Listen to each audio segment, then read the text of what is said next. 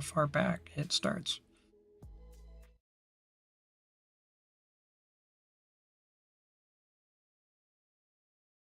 And I'm live. Wow. So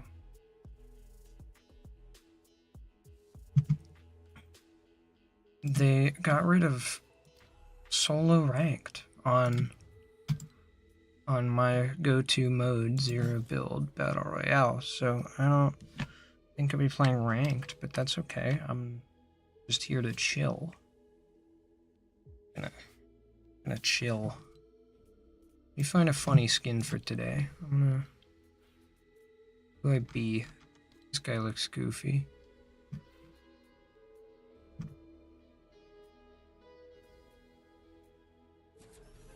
I guess I'll figure something out later. What could I discuss here today? On this fine Friday. I guess the fact that I haven't been doing these regularly, worth mentioning. So I've probably over-explained it in the description alone. I've just been busy with stuff going on. So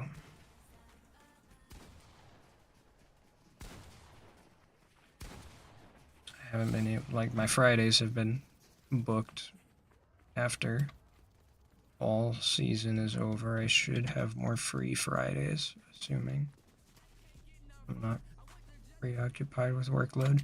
You may also notice that my game looks like absolute trash. I switched rendering modes when the new season came out. I guess this is the first Fortnite Friday in the new season. As exciting as that doesn't sound. Why is that the challenge I'm tracking? It doesn't apply here. Yeah, I guess there's a new season, and I bought the battle pass because I figured I would be doing these.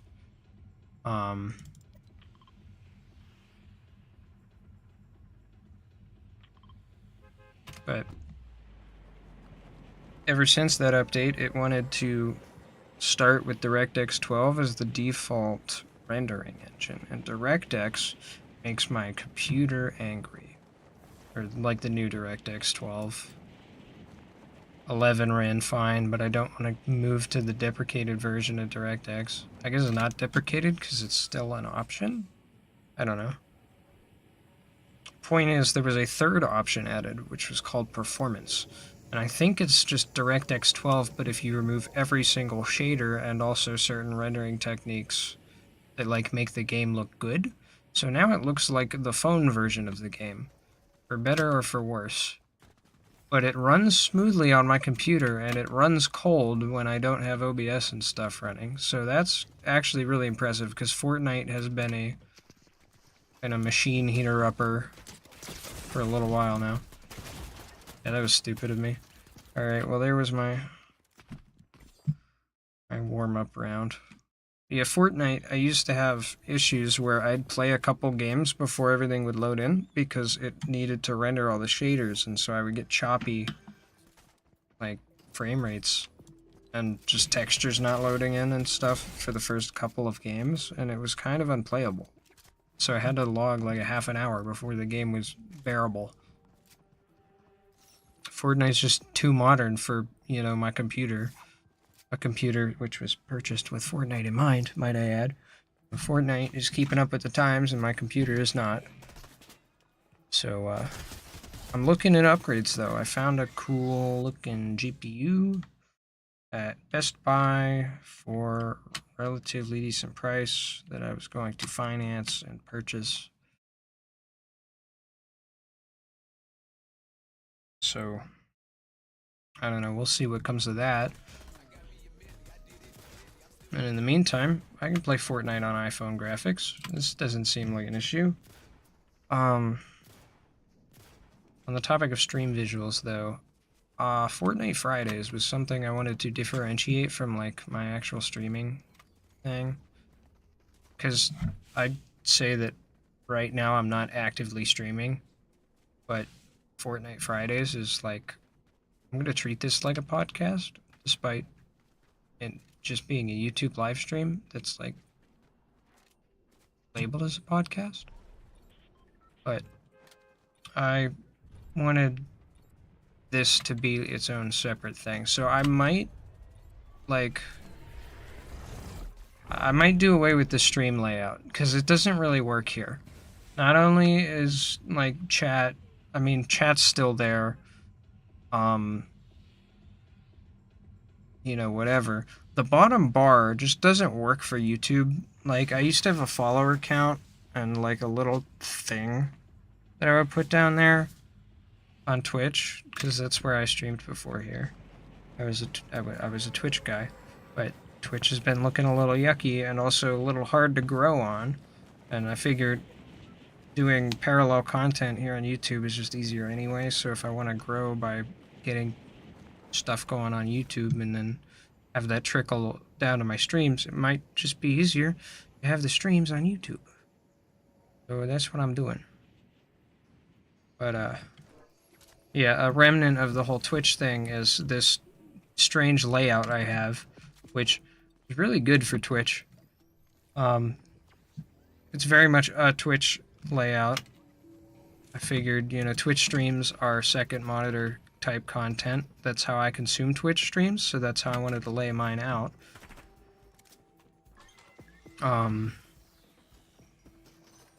Just to give off the same vibe, so I made this, like, clean layout.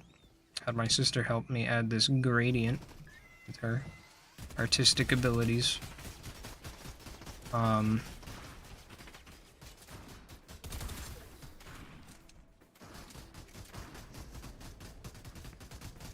But now it's just kind of eating up space that it doesn't need to be, especially for Fortnite Fridays or whatever this is going to become.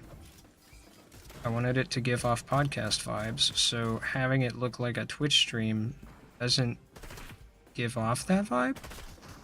I figured I could just throw my dude in the corner and have the full screen be the game. Or maybe I could put my little dude in like a podcast studio and have Fortnite on a little monitor or something. I'm getting attacked here. Pretty bad, actually. I could have the back of my guy's head and then, like, a TV in the center of the screen and he's, like, playing it.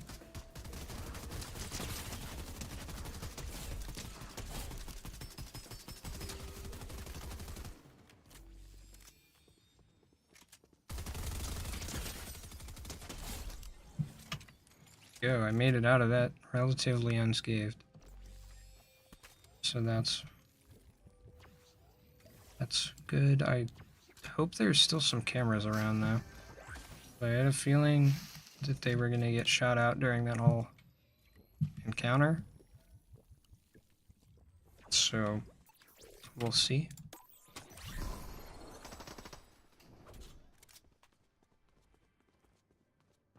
Yeah, podcast topics. Let's get into the brunt of things. Get into the things that are happening on the internet. It's been too long, so I got several things that I have the opportunity to talk about.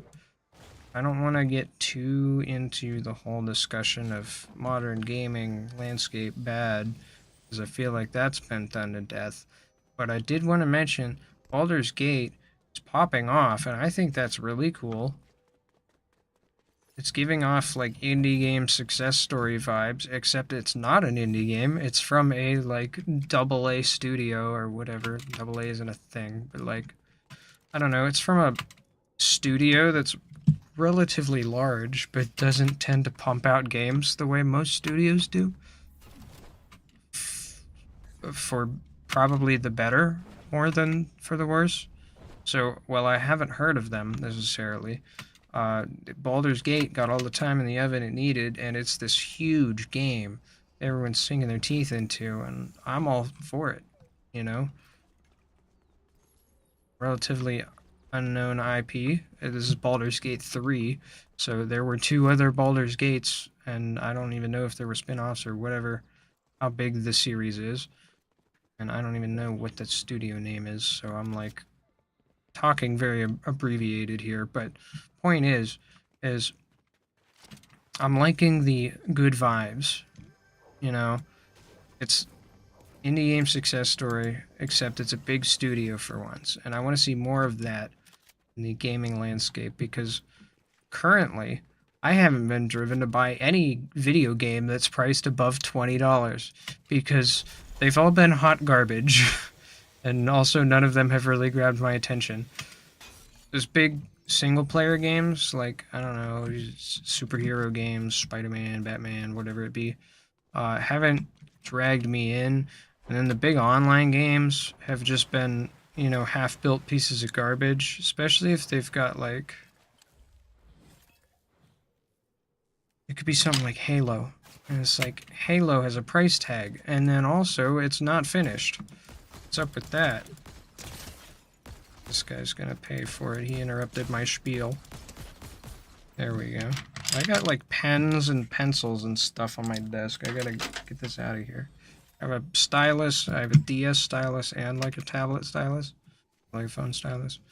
And I have like a carpenter's pencil. Is that for my sister? And then like it's one of the I guess it's Bello-Fi, crafted for artists. So it's a 3B pencil. It's got one of the rubber doohickeys on the back, maybe for blending, I don't know. And then I have a pen that I sign my paychecks with.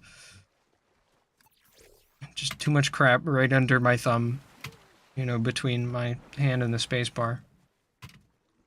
That's showing up on the mic. There's not much I can do about that. I would like to...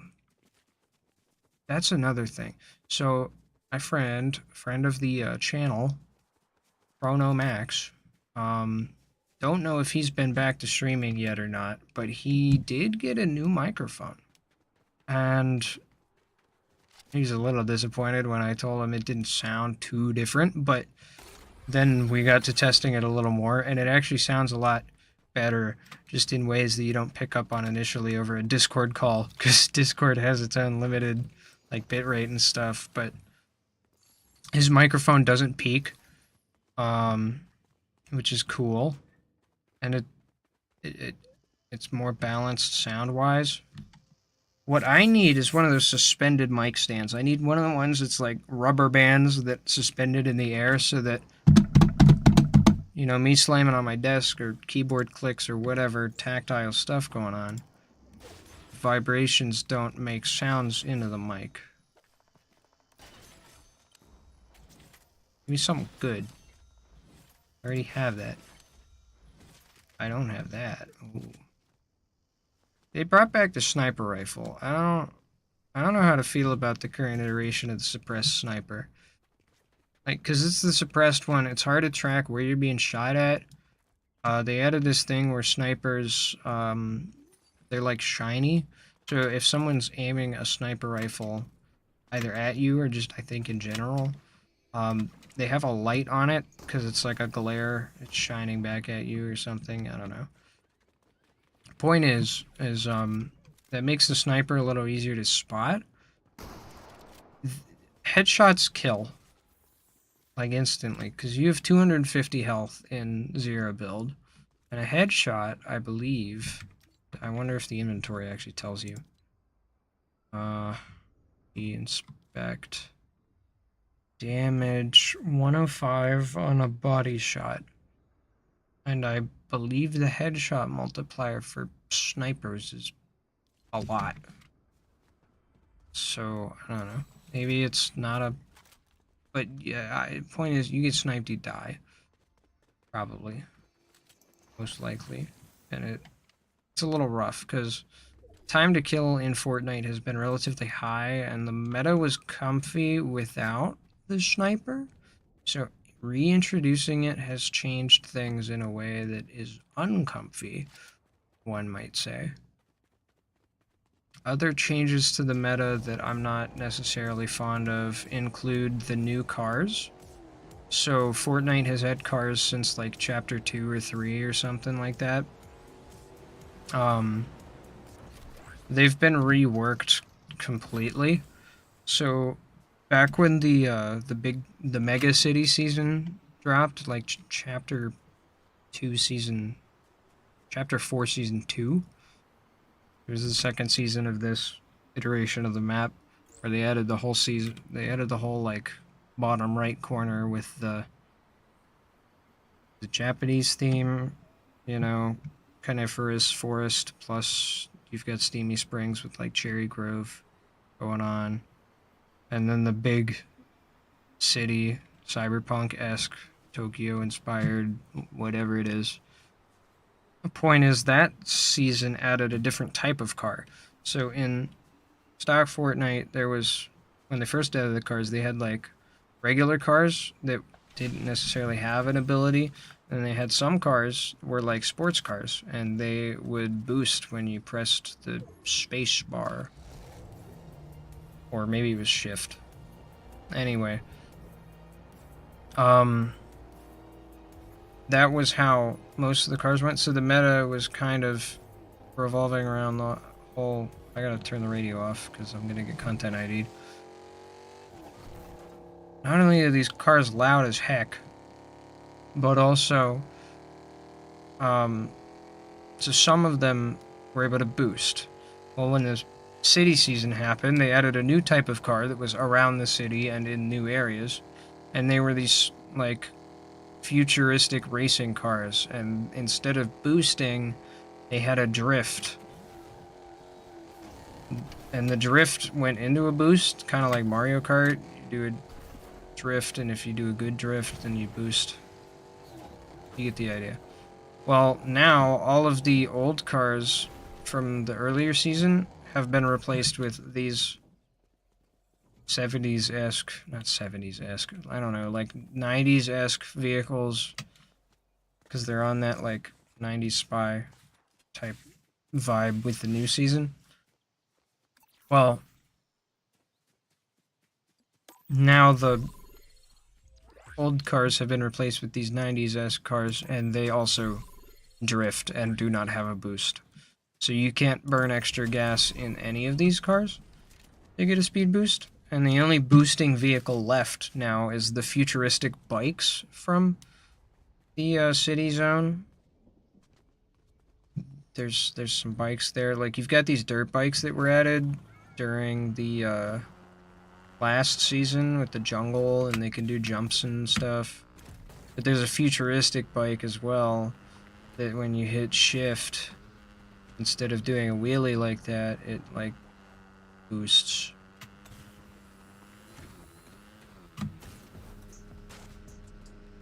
These are neat for doing tricks, but they're not practical.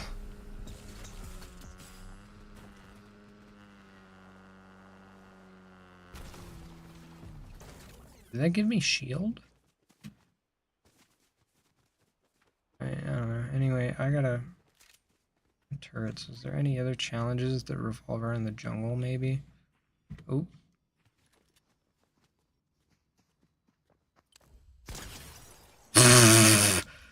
Okay. I'm doing a lot of talking about Fortnite. Maybe I should get back to the podcast side of things. Poor Sab. He walked up and ate it. Almost definitely a bot, but still. Well, I have a spectator. Maybe not. I don't know.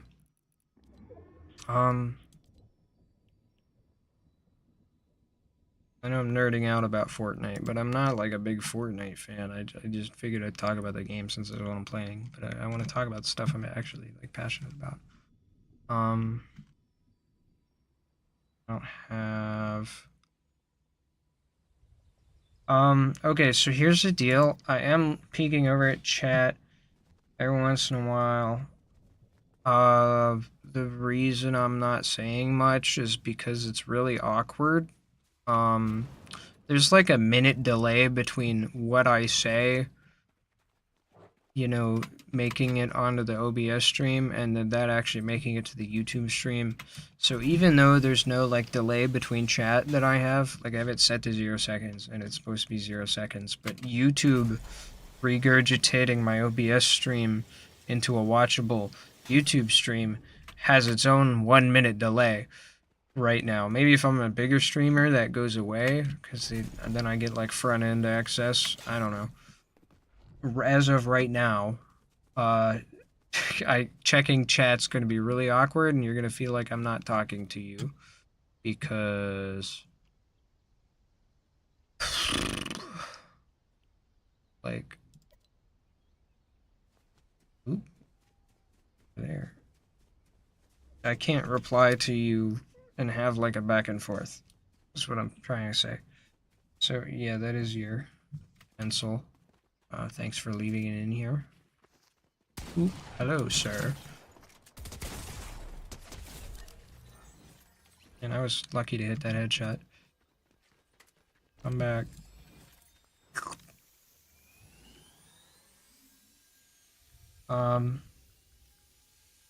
Yeah, I was planning on checking chat during Fortnite Fridays. I even made note of that in the description. It's just a matter of YouTube jank.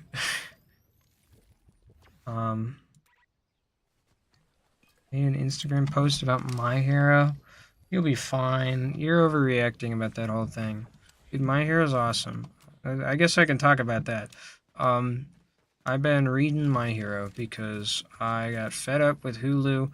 I actually recorded a whole video complaining about Hulu, begging the question, what is even the point of Hulu? Maybe I'll get around to scrunching that down because it was like 45 minutes of me rambling, and there's probably a good 10 to 15 minute video in there. That's the kind of videos I'd like to do. Maybe just on this channel, in addition to the whole live streaming thing and this podcast live stream situation.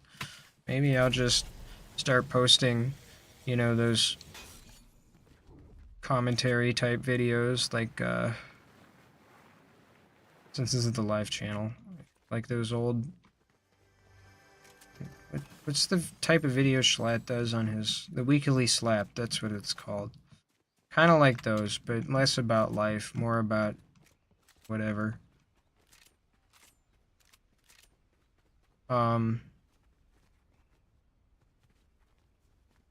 I was thinking more like Quite with a Y, his channel over there.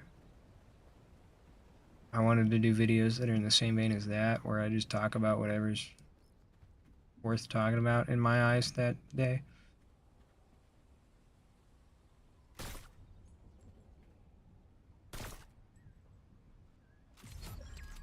Sniper perk that lets you have 2 bullets in the chamber is kind of crazy.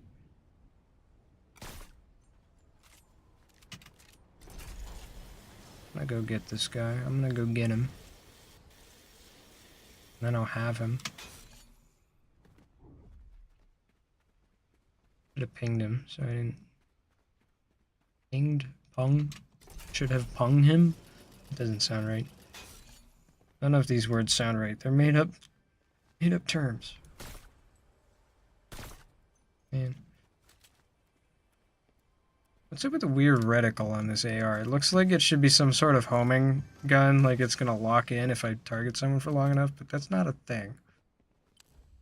You just screwed up the hollow sight of the twin mag. Actually, I don't think the twin mag even had a hollow sight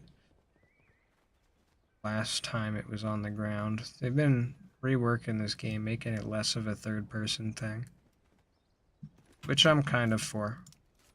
They even have a scoped SMG now, for the sake of giving us a first-person option there.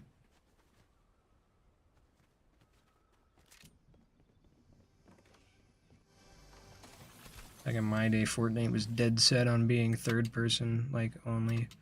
Snipers were the only things that had scopes besides that janky scoped AR, which was just a regular AR with regular AR damage, but it shot half as fast, which was the downside for having the scope version, which was like, what's the point? I guess shooting slower made the recoil not as bad.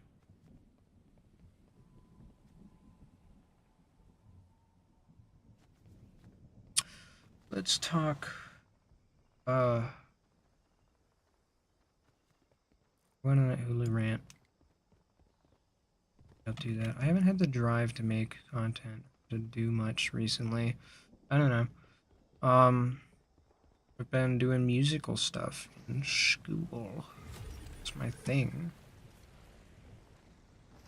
I'm gonna head this way because this is where the ring is. I don't know why I was leaving it. I mean, I'm not in it, but like I was going away from it. I go this way, then I'll be in the ring.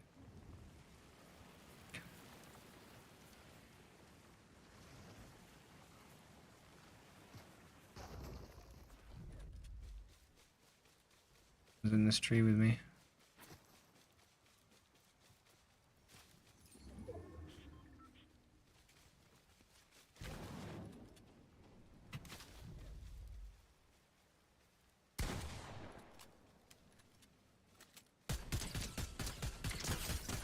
Skin is that?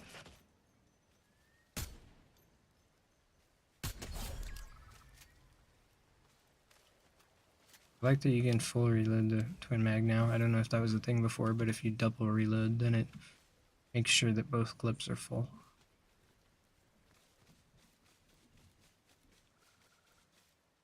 I mean, if you want to spitball me something to talk about, feel free.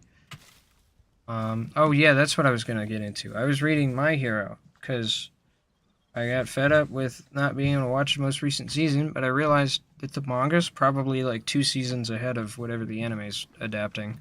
So maybe I'll just keep up to date with the original story instead of anime.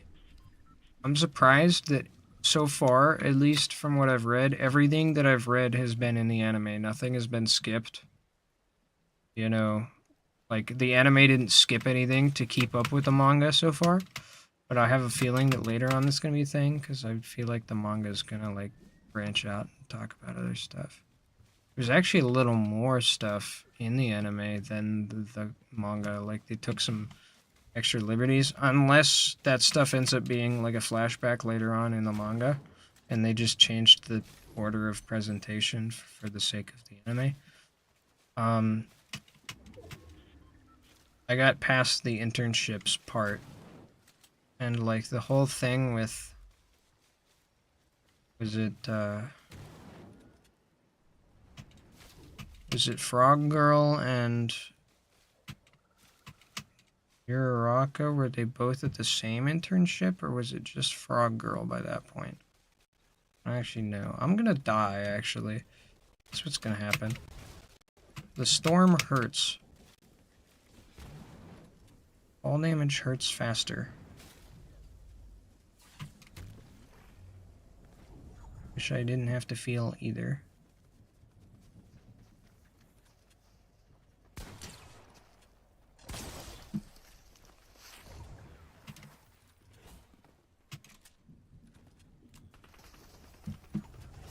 I died to Ring because I'm an idiot. And it stopped right there anyway. Dude. I could have won that game. I just got it through.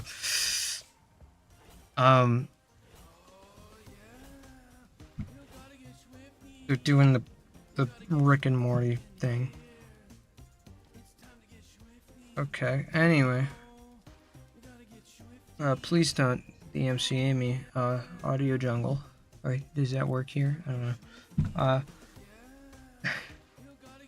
Shut up, hot dog guy. Dude, that's the guy I was stalking earlier. I didn't even kill him, did I?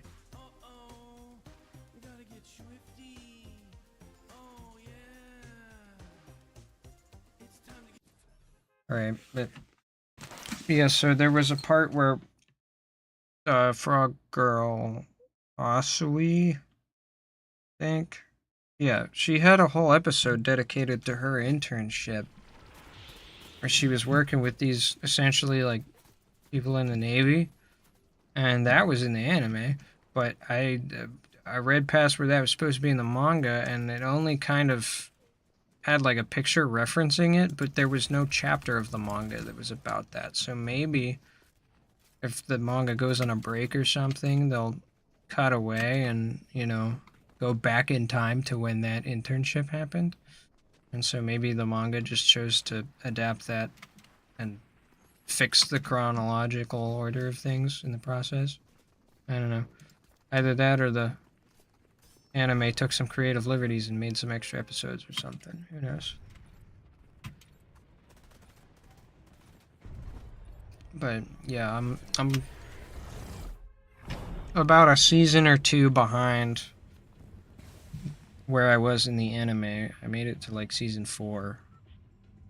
Finished that, and then Hulu didn't have season 5 in English. So I'm working my way back up by reading it on my phone as manga. So, and that's been fun. It doesn't classify as reading in terms of like, you know, being good for my brain, but you know, I don't know, it feels like a nice change of pace. I spent so much time watching videos. And I don't know, a different medium of entertainment. One that I can take at my own pace even. It's kind of relaxing. So,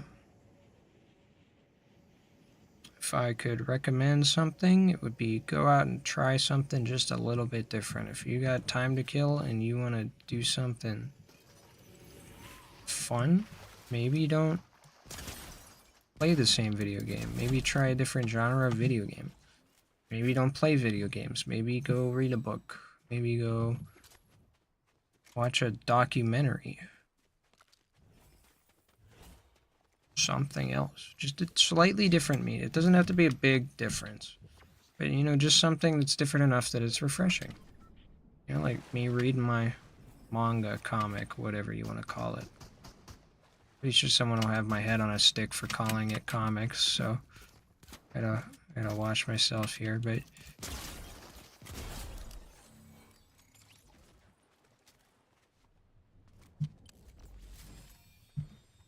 point is, variety is the spice of life. So go out there and do something different. Go on a walk. This is a life advice podcast now. This is what we do here. We play Fortnite and we talk about life.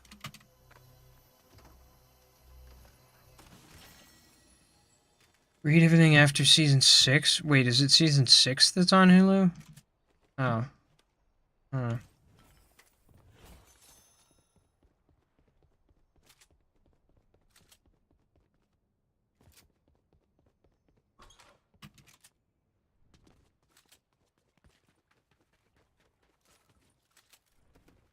I hope the manga gets better with its equal treatment of characters, or lack thereof.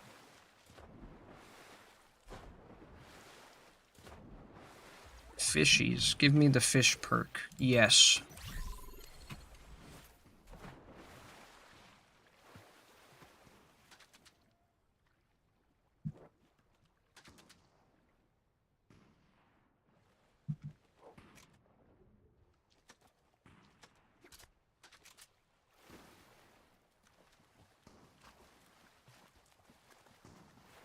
Why is there a chest down there?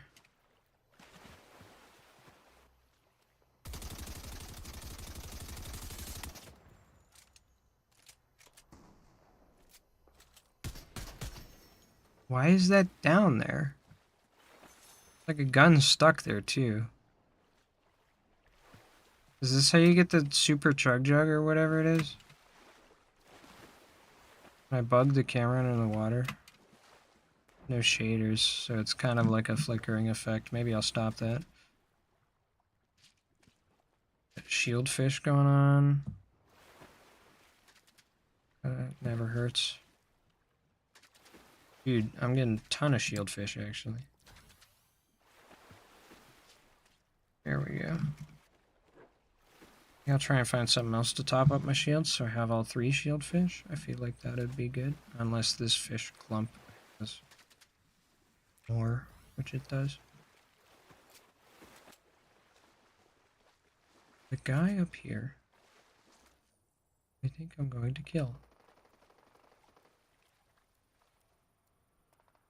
Girl. Person. No. Doesn't matter. Relentless retreat. What? What did you go and do?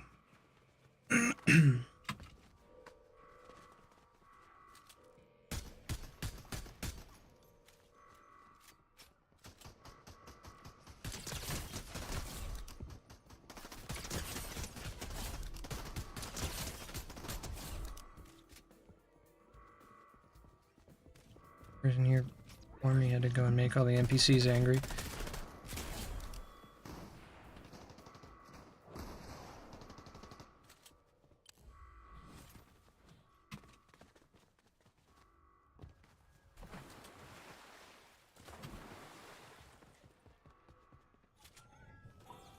Is it DMRs?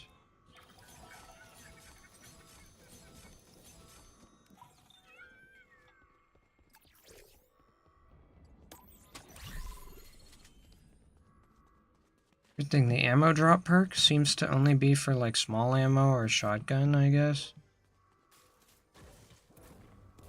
It wasn't giving me all kinds.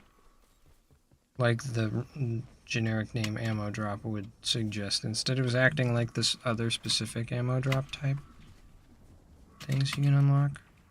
Like the medium ammo acquired that I just picked, which gives you medium ammo.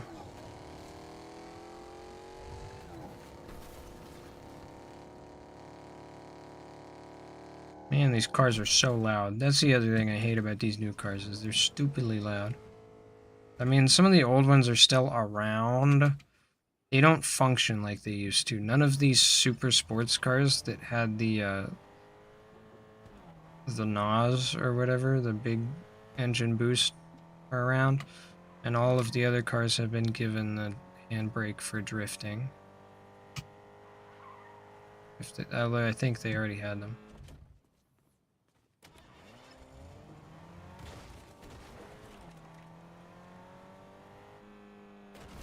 Oh, I thought that was the camera. That's another thing. I'm looking at all these quests. They did add, very reminiscent of Apex Legends or other games, I guess. Probably also added something like this. They have a storm. They have storm towers now. You can go and you can scan them, and they tell you where the next storm is. Although I think you need a key card in some cases. Yeah, it requires access card. I bet there's our access card.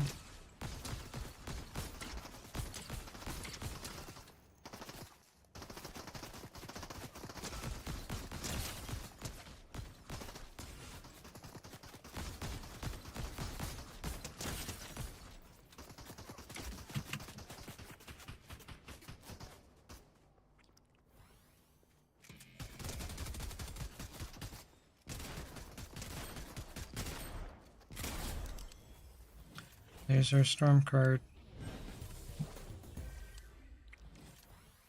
I'll just... Well, no, now I can Medi-Mist and then now I have 2 Slurp Juices.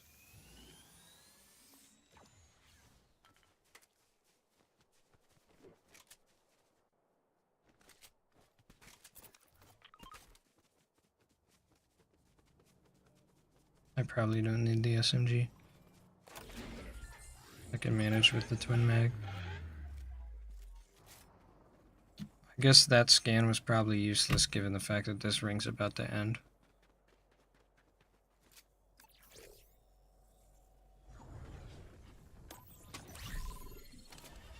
Siphon with the shotgun kill could be big. Fish could be big.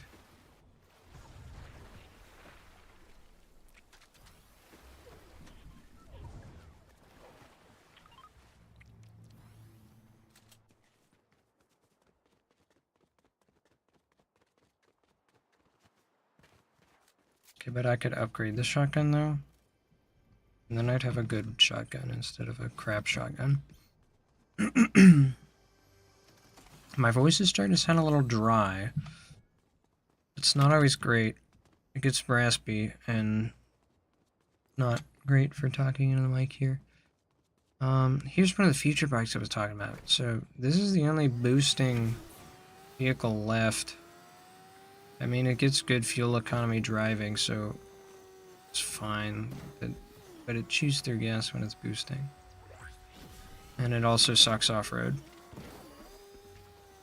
You can't even really jump it unless you like do a wheelie and then boost off of a rock or something. Kind of like that, but better. Of course you would do that.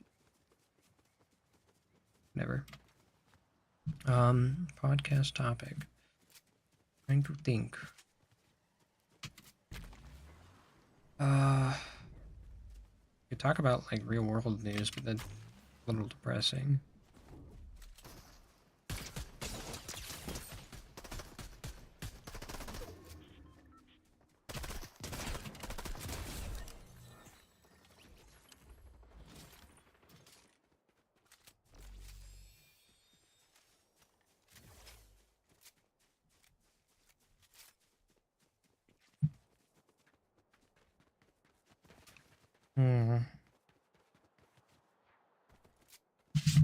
mouse doesn't like my mouse pad right now. I might have to get a new mouse pad because this one has certain spots that are a little lumpy.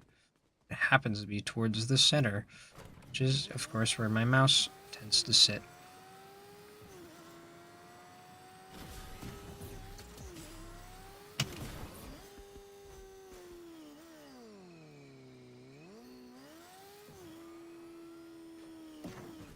This one's probably filled up.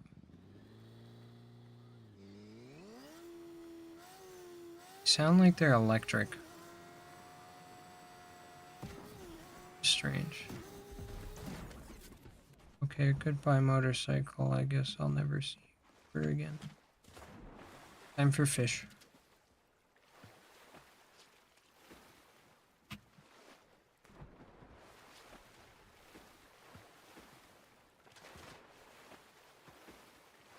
Oh, I guess I could talk about what I was doing before this. Quentin Reviews finally got to the next part of the iCarly Victorious whatever it be series. The Salmon Cat Season 2, 6 hours long.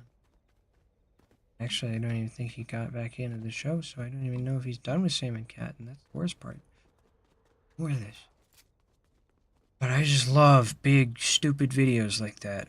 So I could listen to a 6-hour video essay forever. Perfect thing to have going on while gaming. I have stupid ADHD brain and I'm never stimulated enough, and unless I got a video running and I'm playing a game, or like I'm munching on something and watching something, or whatever it be, I gotta have two things going on at once. It's probably a bad thing.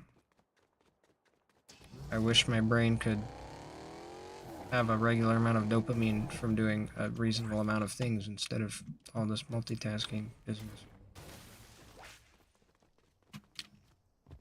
But alas, it doesn't quite operate that way. Person up there? No, there isn't. It's windows. There's on a building. Person up there. Person. Ah, my neck disagrees with the way I'm sitting despite the... Yep. Of course, I go to adjust my seating arrangement. Oh, come on. Oh, of course that's how it plays out. I'm gonna move my seat, and then it's gonna ram into my computer tower, and that person is a mannequin. Oh, ow. I hate this game sometimes. I feel like that's the only time I die, is if I'm like fixing my posture or adjusting my mouse or something. So whenever I take 2 seconds away from the game. Like if I have my hands where they need to be, then that guy would have been toast, or I would have been out of there, or something. Anything. That wouldn't have happened.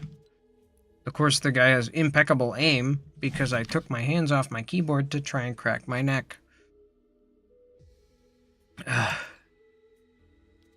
Alright, well, let's look at my quests here. We've got... I hate the YouTube studio layout. Let's talk about that on this stream.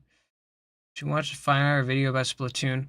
Okay, but that's about something, and the Quentin Reviews video is about iCarly, which I'm not particularly invested in. It's just kind of noise.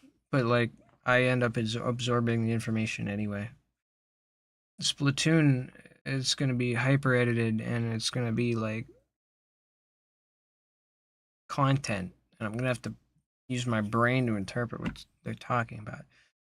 I'm going to feel like it's a wasted watch if it's, like, if I don't fully dial into what I'm listening to, but at the same time, I don't have the energy to dial in for 5 hours. Yeah, the YouTube studio layout sucks. I can't actually see the current length of the stream.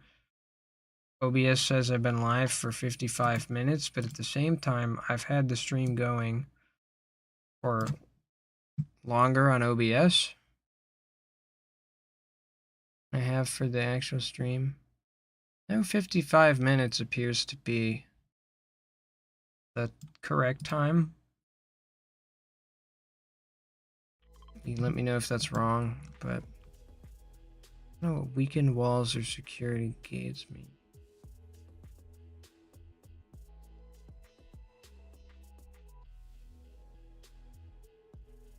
Whatever. I have to hire a character in different matches. Deal damage to people with DMRs. I'll do that.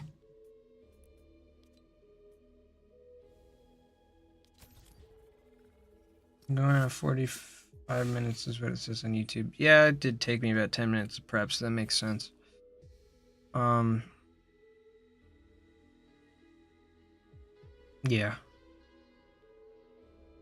There was about 10 minutes of prep, so that extra 10 minutes on my end is probably because I had OBS running for 10 minutes. YouTube is weird. So when I was on Twitch and I had my Twitch stream key hooked up to OBS, you would hit go live in OBS, or you would hit like start streaming on OBS, and then it would just start a live stream on Twitch, which means that you would have to be not live and not have OBS like running, or you could have OBS running, but you couldn't hit start streaming. You would have to go on to Twitch's website and change all your stream parameters, change the title, change what game you're streaming, and all that crap before your stream started. With YouTube, however, the way it handles like a streaming software is a little bit different. It still uses a stream key the exact same way that OBS does. You just plug the URL into OBS, and OBS sends the video feed to that URL, and then YouTube takes that video feed and it forwards it to the YouTube live stream. Oh man, I gotta stop yawning and talking. It's gonna get unbearable. Point is, when I hit the start stream button in the OBS software, it doesn't actually start a YouTube live stream the way Twitch just kind of starts one. Instead, YouTube, if you have like a live stream configured or a pre-scheduled live stream like I do, pre-scheduled podcast, whatever it is, then what happens is without strange death message, I guess you just quit the game. What happens is it like it starts sending the video feed to YouTube, so you can see what your stream looks like on the YouTube end, but it's essentially like a private video until you hit the start live stream button within the YouTube Studio editor on the website. And once you hit go live there, in addition to having your OBS hooked up and running, then it's like it actually starts to stream. So it's like a layer of failure or like a layer of protection. But it means I have more buttons to press, which I'm not against. It's just different. Another nice thing about YouTube is it saves your stream like presets, including title and thumbnail and description, although it takes a sec to load. It remembered Fortnite Fridays, or at least my last Fortnite Friday video. So I just loaded that up, changed the description and the title around a little bit, and it was ready. So it knows to put this in the playlist. It knows that the game I'm playing is Fortnite, and all I had to do was click like a button and change whatever I wanted to change. Instead of manually backspacing everything on Twitch, and then like, should have drank this first. Twitch didn't save anything. So I streamed Neon White like 50% of the time, and then I streamed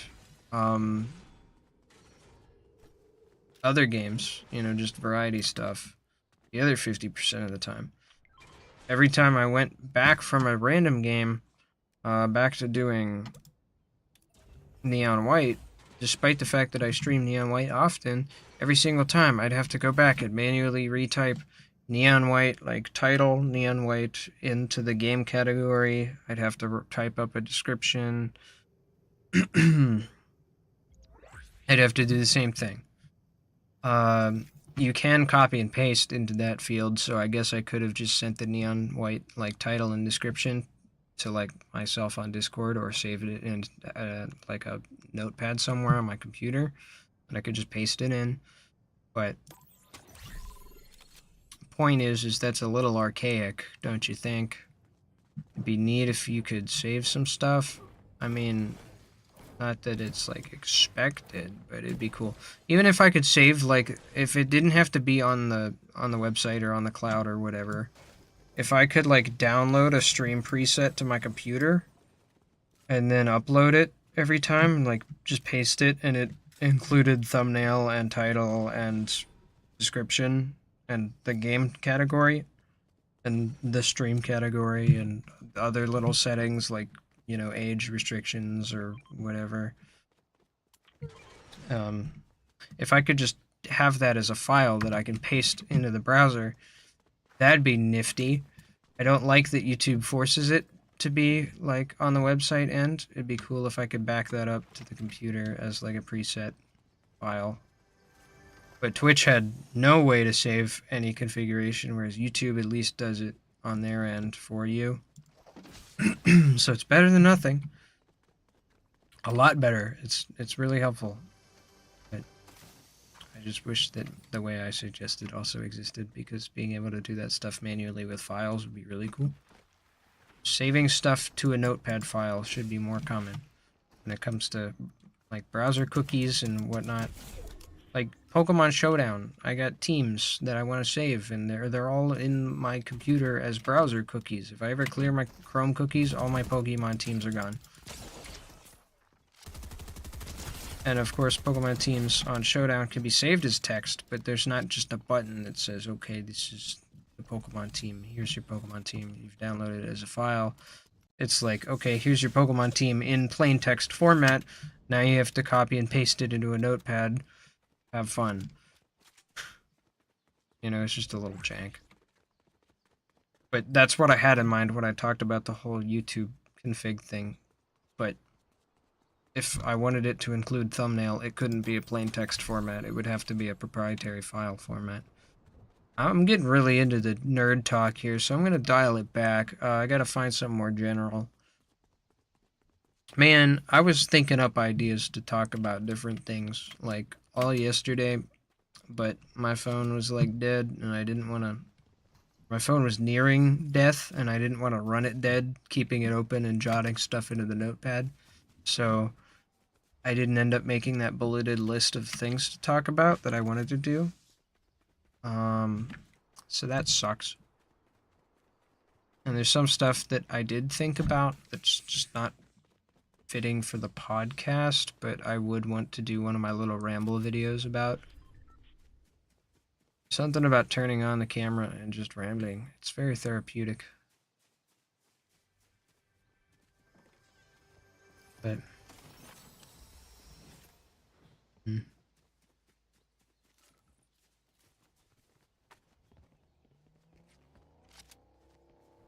There's a person over here. I wonder if I can get my DMR damage in.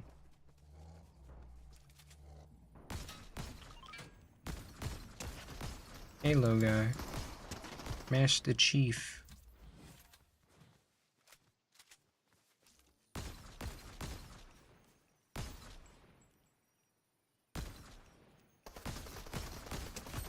And Spider Gwen. I think. I guess there are a lot of hooded Fortnite characters, so it does Spider.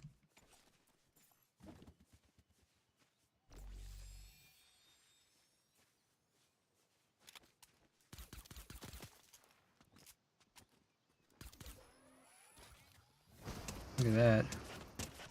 Strategy on my part.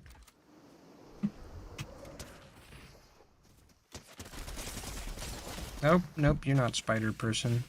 You've the Foundation's MK7 assault rifle. I didn't know the Foundation still existed. I thought that was like a season 1 thing.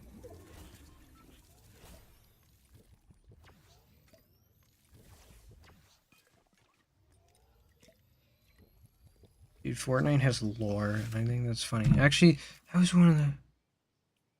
Who's gonna do a video on the Fortnite lore? Someone said as a joke, I'm gonna do a video on Fortnite lore, and then they were like half joking, but then they were like, I could seriously do it though, because there's like weird lore. Was it Cyanide? I don't think it was him, because he mostly covers like Disney Channel shows.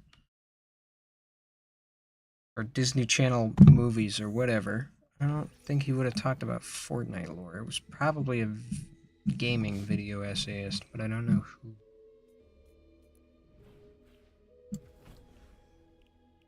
Let me claim some battle pass.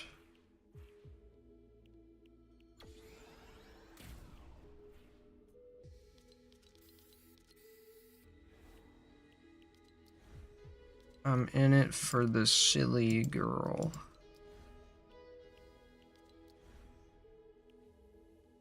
I need it.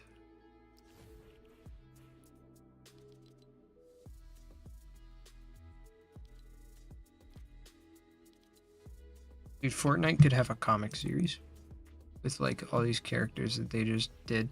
Like they actually have a group of original characters going on here, and like kind of a story. It's just Fortnite. Like Fortnite wanted to do a lore comic instead of just having stuff scattered across. It's like it's even comic book-esque. You've got comic book looking backgrounds and stuff, all these characters, but they're in their own different art styles, so it kind of might work, kind of might not. Who knows? But Icon Series, is he a YouTuber or something? Sorry, I don't know who this guy is. But Icon Series is typically reserved for YouTubers or something. You know, you've got Mr. Beast. You've got... I don't have Ninja, I just have the Ninja Dance. Why? Whatever. I grinded out last season and I got to tier 100, so I have Optimus Prime. A little bit proud of that, a little bit ashamed of it, honestly, because I stayed up on a school night to get Fortnite. And I like don't even regularly play Fortnite. I just wanted to get my money's worth. This is what the battle pass does to a person. This is why I quit playing Apex, because I would always get the battle pass and then I would feel obligated to play that stupid game. Because now I don't have the battle pass and I only play Apex when I want to play Apex, which is never. But it's on my computer again. Got the Rose Team Leader. This is my reward for buying the Founders Edition of the campaign, or the PvE mode. And that never even became a thing. They never finished it, and I'm angry. Dusty bubblegum person. Hold on, are you the same character, or you get a different... You know, you're Piper Pace. You also blow bubblegum and are cool and drive cars. How many cool people blowing bubblegum and doing cool stuff do we need? I think at least 10.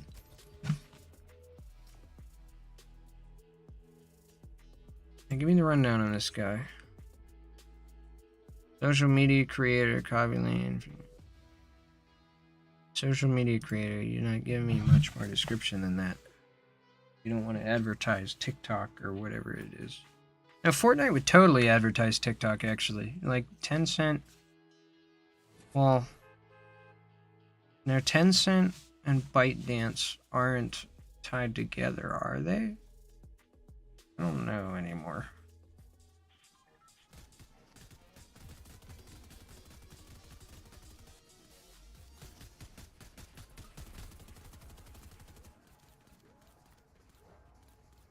And if they were, then Fortnite would have incentive to talk about TikTok. But maybe he's not from TikTok. Maybe he's like a social media creator.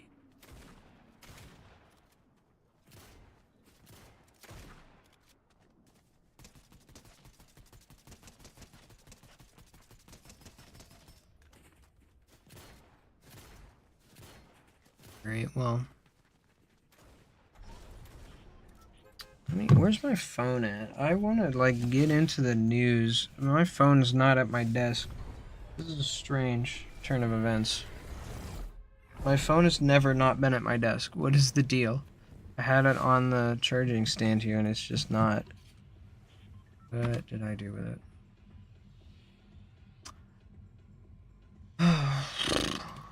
Shall find out. Yeah, let me just Google gaming news. Top stories. Starfield happened.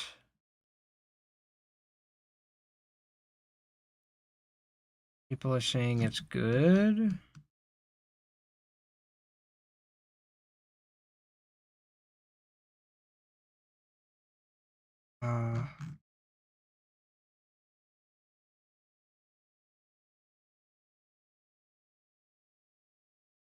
Saints Row developer Volition Games has been shut down.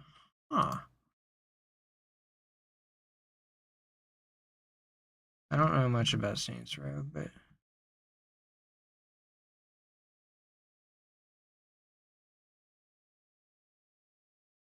the news broke on X.com. God dang it, Elon. It's worked its way into the news articles. Now they can't even say news broke on Twitter. You gotta say news broke on X.com. Ah. It's like farting out of my mouth. It's unpleasant and not a thing that should happen. But that's what it's like saying X.com, alright? It's what it's like speaking those words. It's as if I was farting out of my own mouth. It's disgusting, what it is. Elon, you've ruined the modern internet.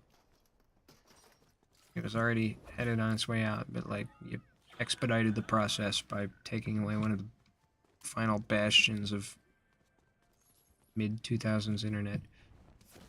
Making it your plaything. Oh, here's the... Oh, I gotta use the RAM. Okay, this is what the thing was talking about.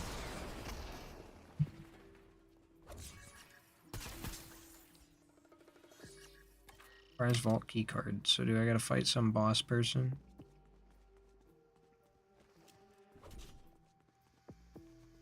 Oh.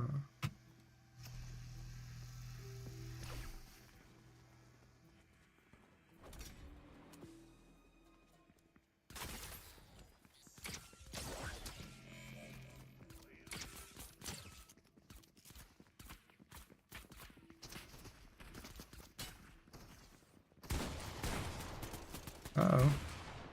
Sounds like there's shenanigans afoot.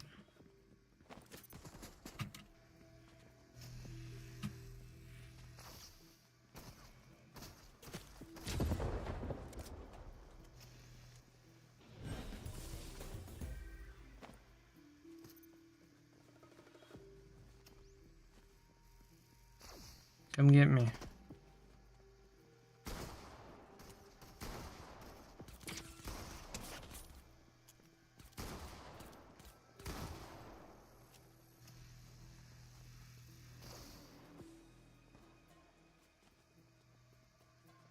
Please come get me. I have a funny present for you.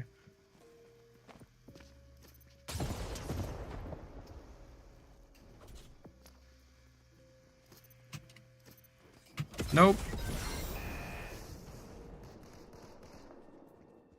Dang it.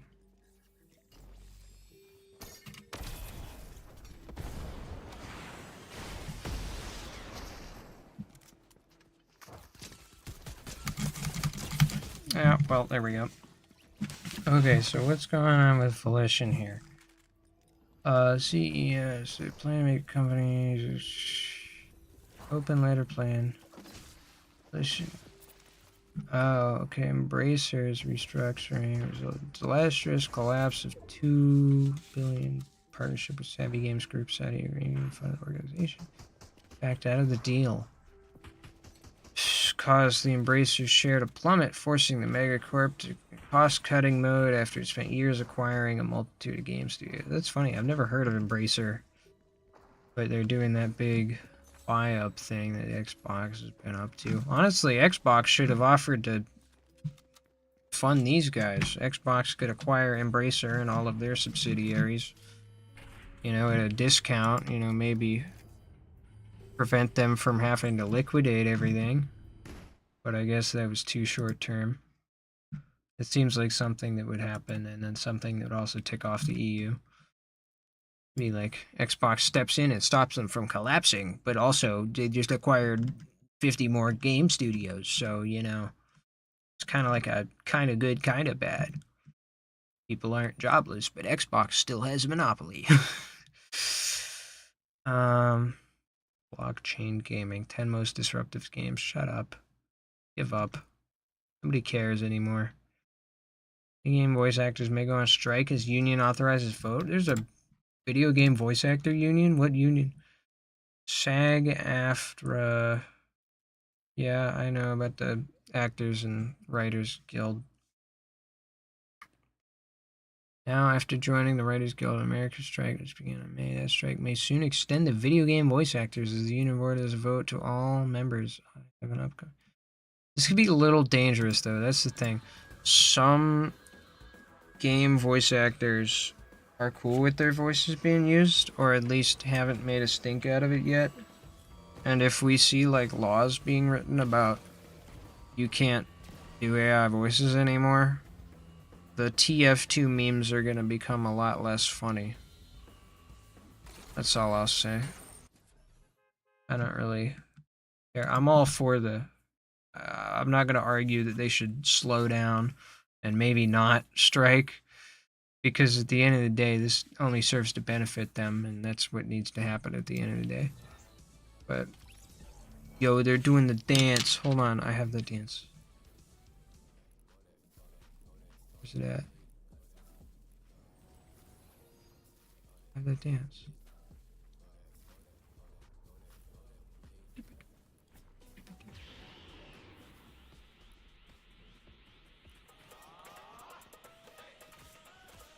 I'm gonna get content ID from Fortnite Battle Royale. Do I have the... I don't have the funny dance.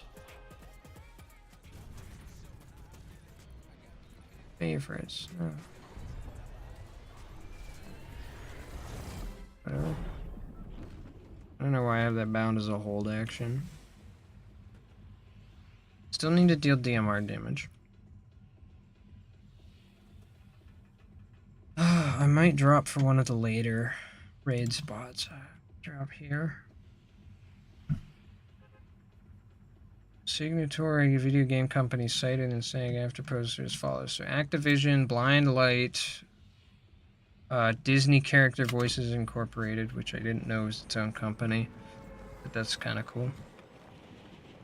Electronic Arts Productions, Epic Games, Formosa Interactive, don't know what they're about. Insomniac Games, not entirely sure what they're about. Take-Two Productions, which I believe is the people that own Rockstar? Yeah. So that includes GTA devs and, you know, Red Dead and all that crap.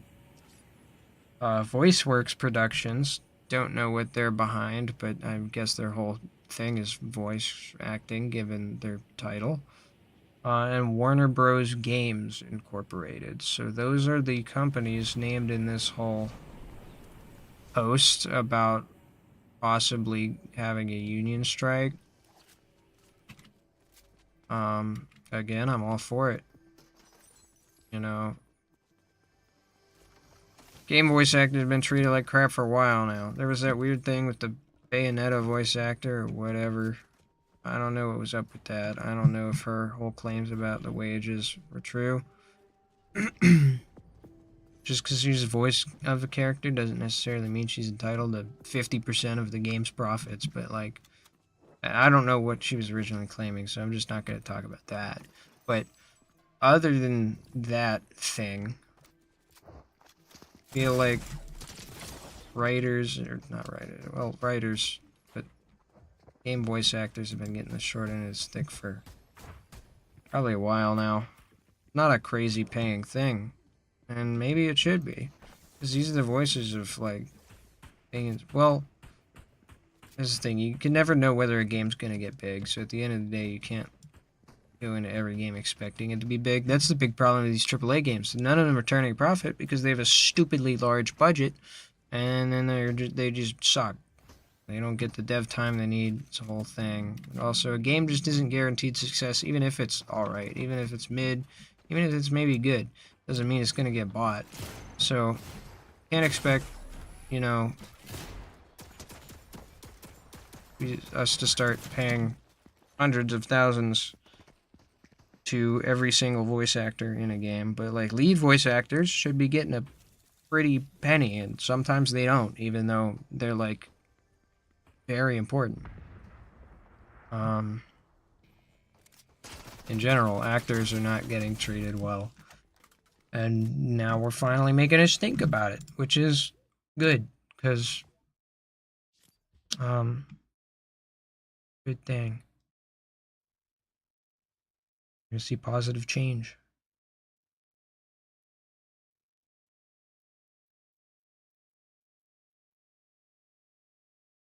Let's look at other gaming news stories.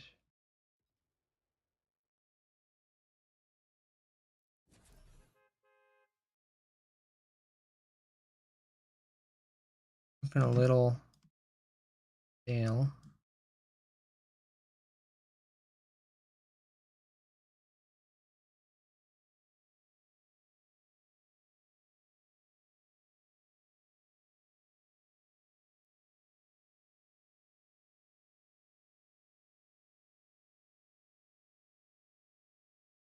PS Vita fans mildly interested. No.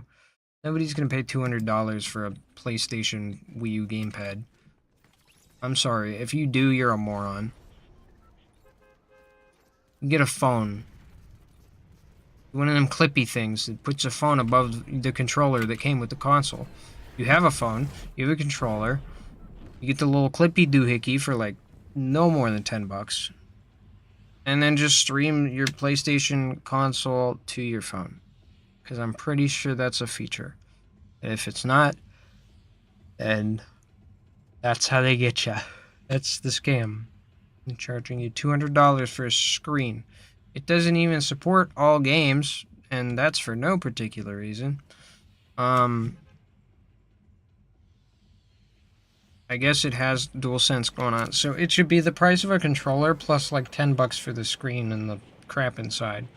That's like the maximum you can charge for this, is like whatever a DualSense is plus $10.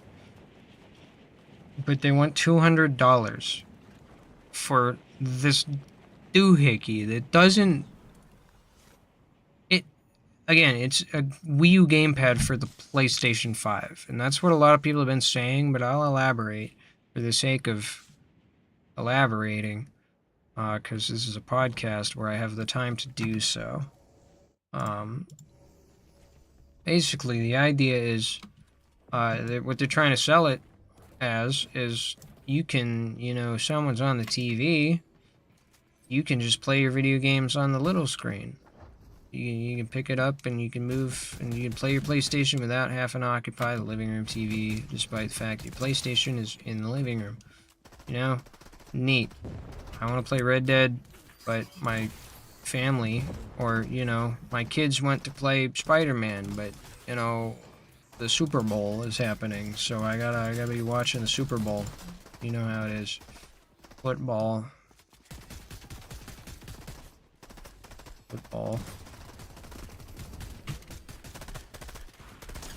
Anyway, but yeah, this idea's been done before. It's called the Nintendo Wii U. And of course the Wii U bombed, but that's not necessarily because of the gamepad. It's because they tried to sell an entirely new console off of the idea of a gamepad, but it was a new console, and they marketed it terribly. This, they're not marketing, other than whatever news coverage they're getting, because nobody's gonna buy this. And I low-key think that that's the idea. Mudahar, some ordinary gamers, proposed that maybe this is their way of weaseling out of the handheld market. Like, shareholder-wise, this is like how they convince the shareholders that, nope, we're done with handheld gaming because it doesn't succeed. They create this device that isn't really a handheld console, and they're like, this is our handheld console. Oh, it didn't sell well? Nobody's buying this $200 nothing burger? You know, piece of garbage paperweight? Oh, well, I guess handhelds just, that's not where the money is. You know, let's stop investing in handheld ventures and stick with console gaming. Like, if you don't want to do handhelds, just... There's so many better ways to go about this than trying to scam people with this stupid doohickey. It's pointless. You can only have one turret. I'm gonna kill somebody. That's nonsense. You should be able to have 2 or 3. They showed you using 2 or 3 in the trailer.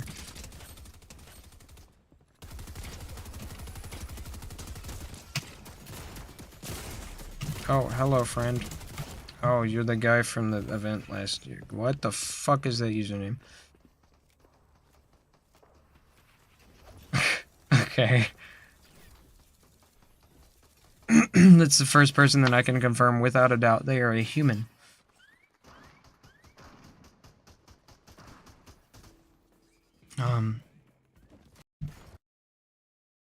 Oop. Fortnite crashed. That's strange. I even got an Unreal Engine Fortnite crash. We're sorry this happened to you. We're working on preventing it in the future. You can get help at Fortnite Technical Support. That's okay. I'll relaunch the game. That's strange that that happened. Yeah,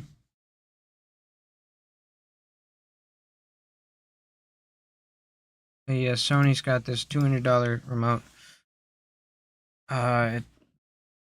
It's just got 2 halves of a PlayStation DualSense controller on the sides, and then like a phone screen in the middle.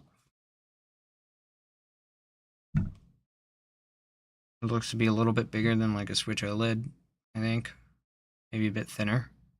But it only streams games from the console on the local Wi-Fi network. You can't leave the house with this thing and stream with mobile data and play the game elsewhere. It's not even a cloud streaming device. It's strictly streaming from the PlayStation 5. So you have to have your console, and you have to have it running, and it has to be playing whatever the game is. And then that video stream gets sent across Wi-Fi and into the device, and that's what you see. So, you know, it's a Wii U gamepad. They want $200 for this thing. Mind you, the Wii U was probably $300, maybe $400 for the good model at launch. And that came with the gamepad. A PS5 costs $400, and then it doesn't come with this. They want you to have $600 invested to have this useless piece of crap. And it's not like the Wii U, where certain game experiences are designed around the use of both screens. This is purely the, oh, I can go play this without the TV. That's all this is good for. That was like an extra bonus feature of the Wii U gamepad. The gamepad has so many things going on. All right, it had touch screens, so you could do dual screen, and it ran in parallel with the console. So, yeah, Wii U was $350 at launch with Nintendo Land. That might have been the 8 gig model. We have the 32 gig model, so it might have been $400. I don't know.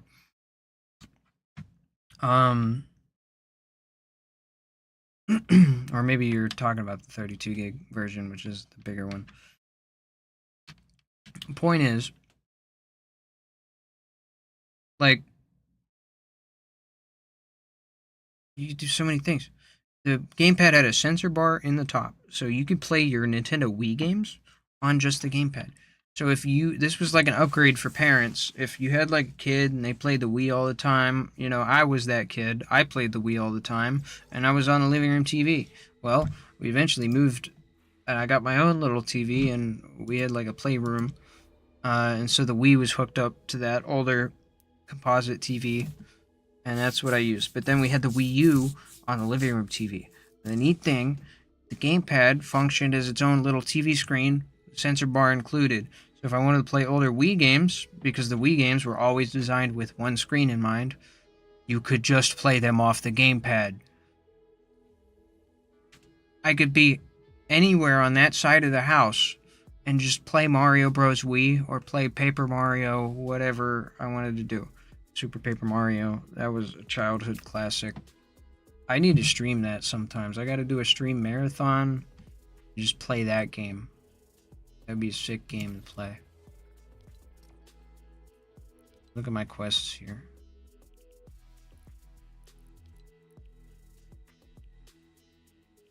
Still working on the DMR damage because everything I did last game didn't register. Good to know. Hopefully my game doesn't crash this time.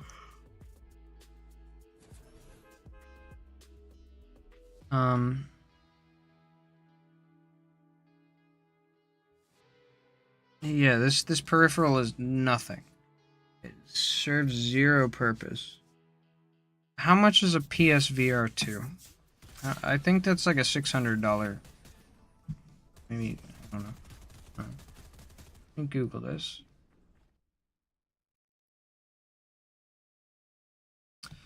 PSVR 2.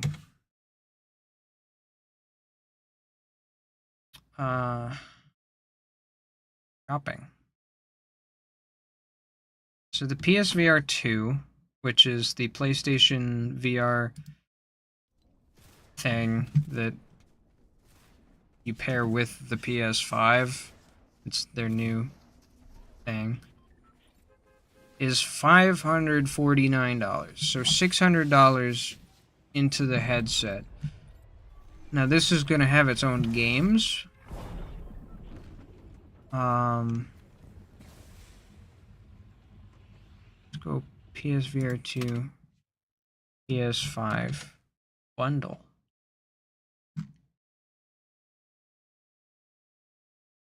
Someone's selling one used for $650 with the VR headset and console. Kind of crazy, but bundle.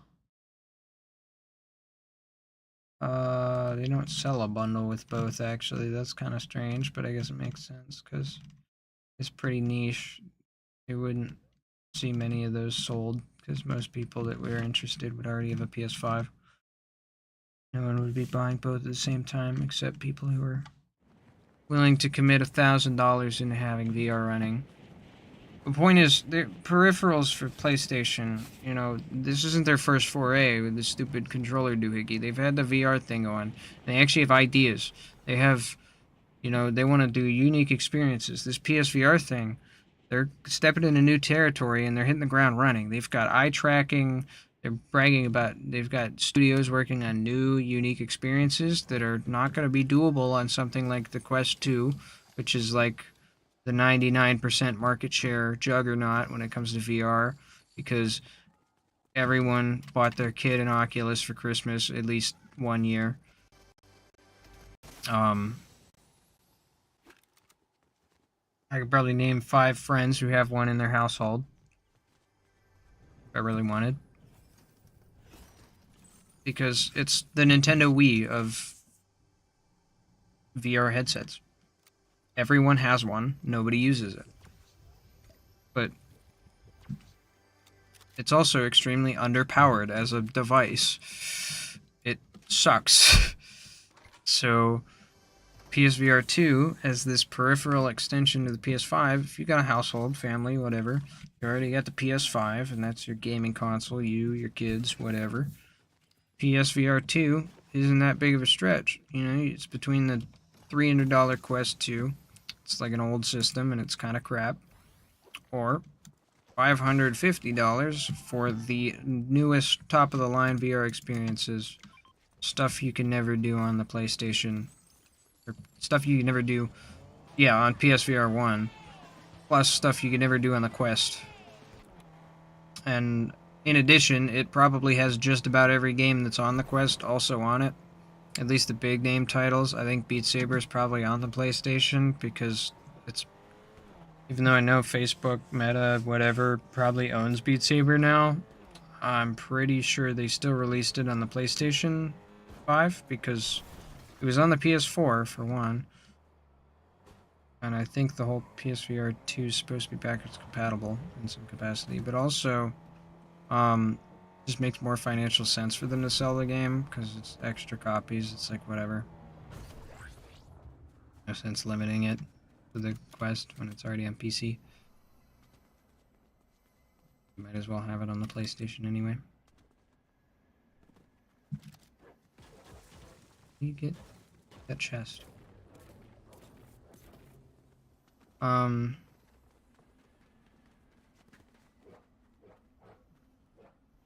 Strange.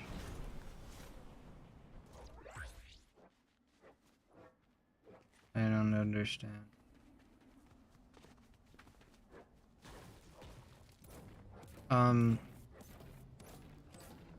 Yeah, the PSVR 2 has stuff going for it. Because it's got new hardware abilities. Even the Quest 3 doesn't have eye tracking. The Quest Pro had eye tracking, but nobody bought a Quest Pro. That whole thing bombed. It was like a scam, basically. They tried to sell it for like $1,800, and then nobody bought it. They instantly marked it down to $1,500. Now they're selling it at like $1,000. So anyone who bought into that thing at launch, you know, like the VR enthusiasts who actually would have been benchmarking it and testing it and whatever, they got scammed because they paid full price for this device. And Facebook Meta never went through with actually selling it the way they wanted. They wanted it to be more of a consumer. It was prosumer and then mostly like industry usage. So like enterprise, that's the term that Thrill Seeker likes to throw around. Enterprise usage. Because the higher end headsets that are like thousands of dollars, they're being purchased by businesses to sell you cars or something. You know, cars is a big example. There will be car stores, places you can buy cars, and they're like, well, get in our VR rig, and you can take a look at the inside of your specific make and model of insert car here that you've custom built on our website. Yeah, well, we've got a VR simulation that will basically show you the inside of that car you constructed if you want to make changes, whatever. So they sell those VR rigs for like thousands of dollars. And then they usually have custom hardware or custom software and stuff going on. But that's who they're selling it to. Well, they didn't go through with that with the Quest Pro, so it really only got sold to consumers. And then, even then, it didn't do anything different. And then the Quest 3 was coming around the corner. And I think that was the big nail in the coffin. Nobody wanted to buy this weird half-generation jump between the Quest 2 and the Quest 3. When they knew the Quest 3 was around the corner, why would you buy in at this device that's supposedly going to cost twice as much as the new Quest 3 if the Quest 3 is still going to be as advanced, if not better, than, you know, the 3 times as expensive doohickey that's out now? Might as well just wait and get my money's worth. That's exactly what people did. And then the Quest 3 doesn't even look like anything special either. That's the worst part. It's the lack of eye tracking. That's what I want. I need a headset that's inside-out tracked and eye tracked. That, and maybe it has, you know, a big enough user base that people will start making custom lenses for it so that I can get my prescription fitted to it. But, like, the only thing stopping me from getting one of them big screen beyond little thingies is it requires base stations, and base stations are like expensive. It's like as much as the headset itself just to get the base stations so that the headset knows where it's at. And it's like, I thought inside out tracking was the new thing. So why are we making new headsets that already require old technology to function? Like, well, everyone who has a Valve Index, and it's like, well, not everyone has a Valve Index. I want to buy in and I want to have my VR rig work, and I don't want to have to get these stupid 3-year-old lighthouse trackers. You know, it's just not That's the problem with the VR market. I could rant about that. Maybe I will.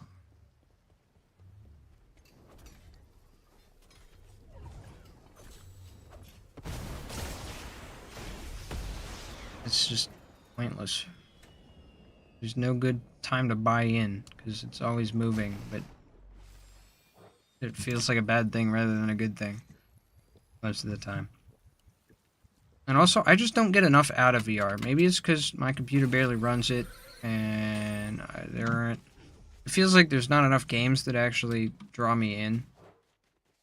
And I'm also very, you know, I don't like to spend a lot of money on games. I mentioned most of what I get is indie games, and especially when they're on sale.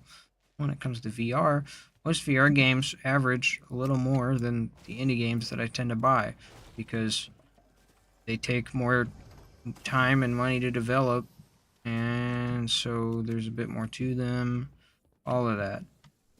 So they're usually like $10, $20 games instead of the $5, $10 games that I'm used to buying. And so I don't buy VR games as often. I have like Super Hot VR, and that's probably it in terms of things that I play that aren't free in VR. I got VR chat. I occasionally pop in and talk to people, and then realize that I'm socially inept even in a virtual environment, and that's embarrassing. But can't help it. Something I gotta work on, but like the problem itself, I can just snap my fingers and fix. And there's like Gorilla Tag, which is just children playground virtual version. Rec Room's the same way. Just a bunch of kids. VR is just that way. Ever since the Quest happened, it's just a bunch of kids.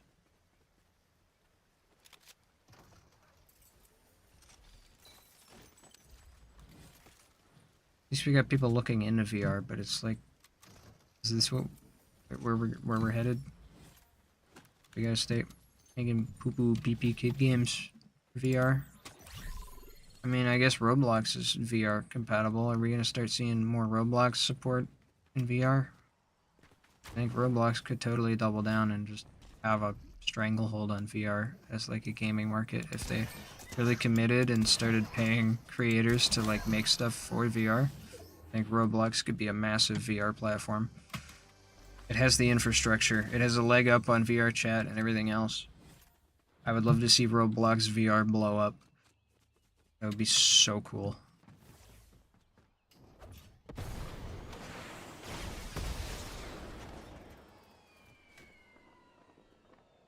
But, yeah, I don't know. VR market's just frustrating. It's not in the right place for me.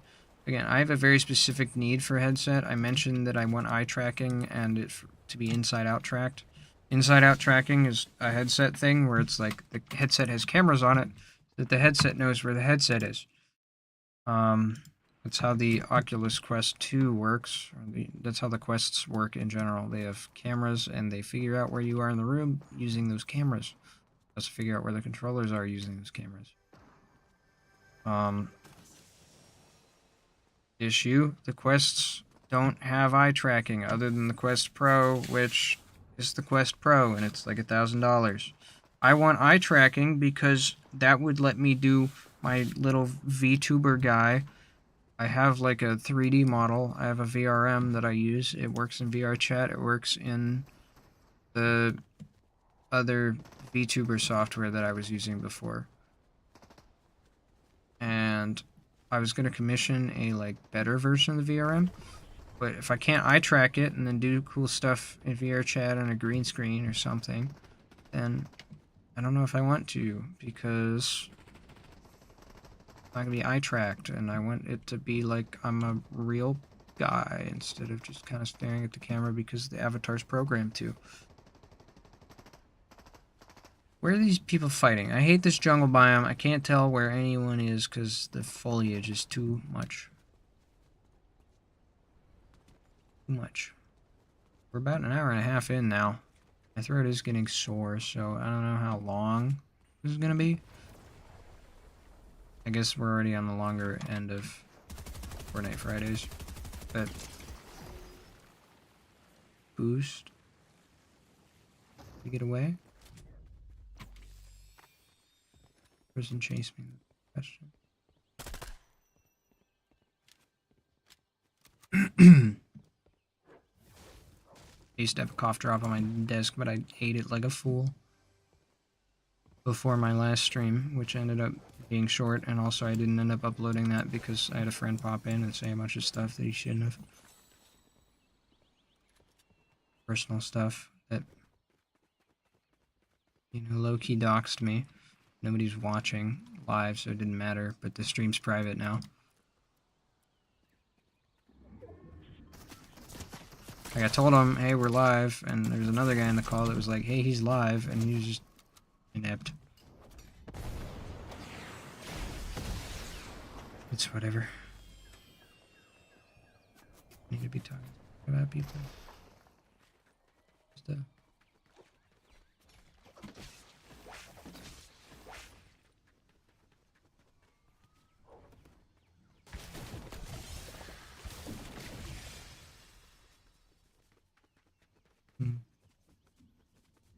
Yeah, I'm gonna leg it out of here so that I die.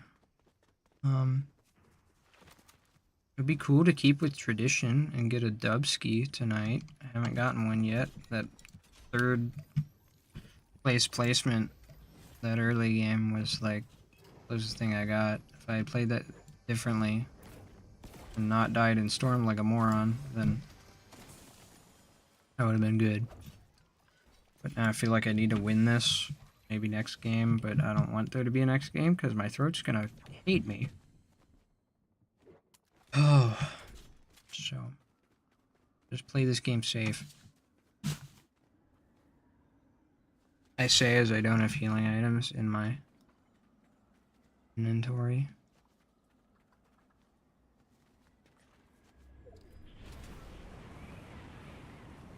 This is a weird spot.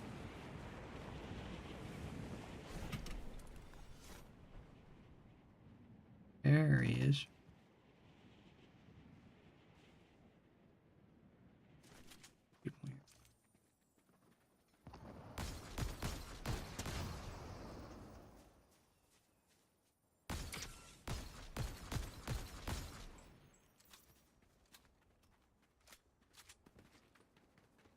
DMR hits in there. Where's it?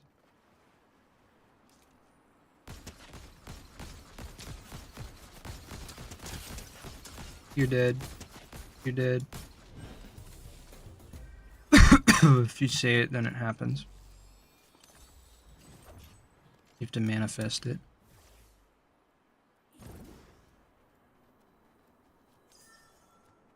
Manifest victory.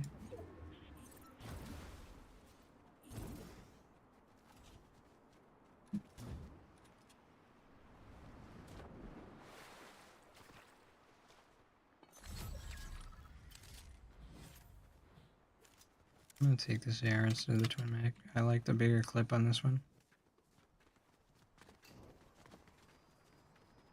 9 people left.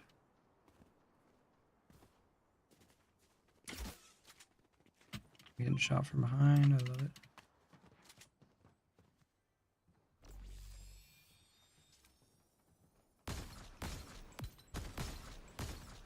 Oh, we got double gamer situation going on here.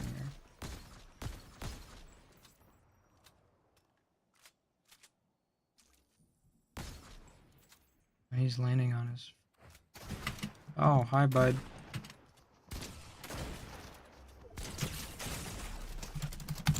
Oh, come on. I hate the burst SMG. It works as a scope thing, but when you gotta spray and pray after a shotgun fight, it doesn't play out well. You spam click and it's not necessarily accurate with the whole... Like...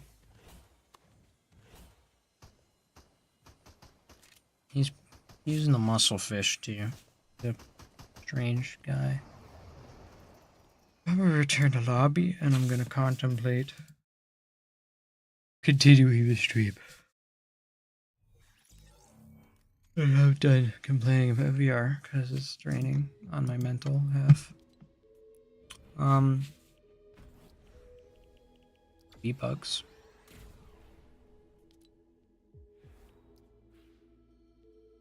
This is a pickaxe? Huh.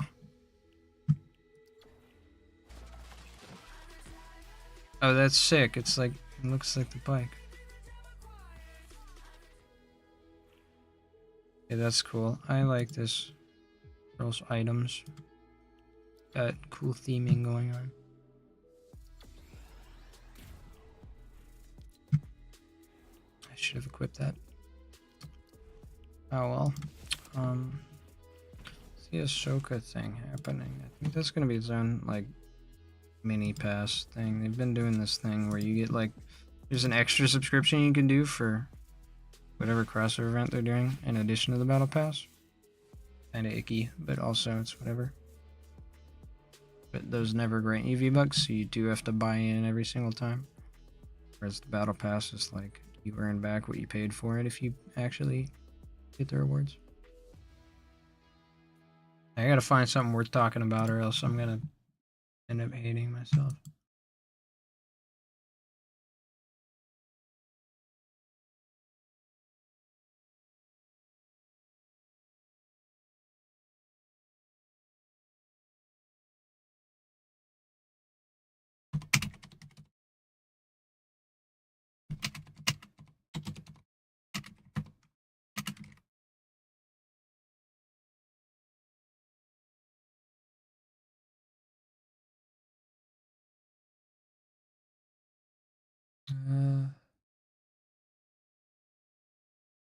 Alright, I'll look for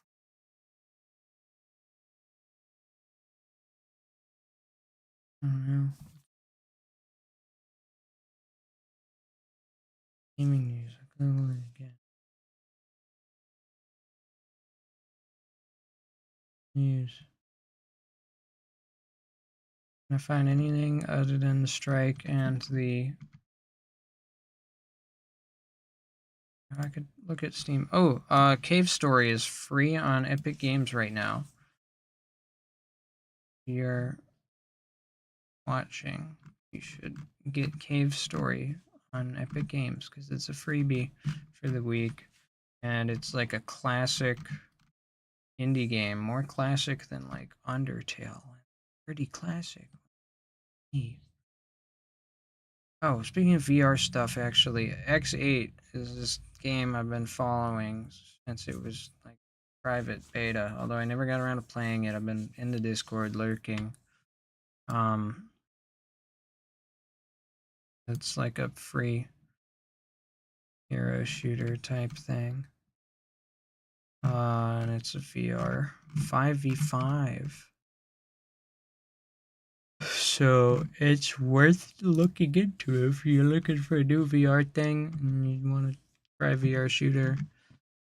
Because I know that other VR shooter was like pretty competitive, but people didn't like the way it handled certain things. X8 seems like a good blend of casually accepting and competitive. They have like a ranked system going on. And it's relatively fresh, so this should be a decent player base. Take a look at it. It's free to play. You might as well just pick it up and give it a go. I want to see free to play projects get off the ground. Omega Strikers has a season 2 going on.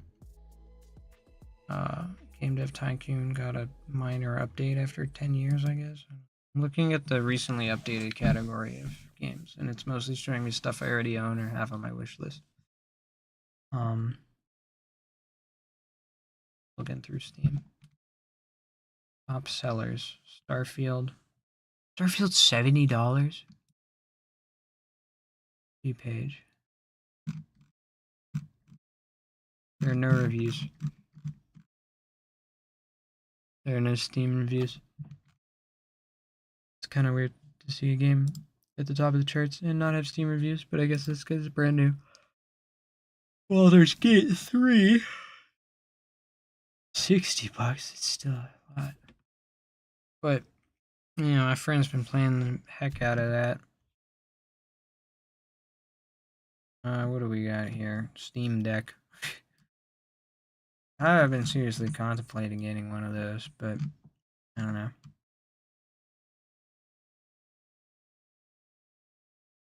Team Strategy Fest.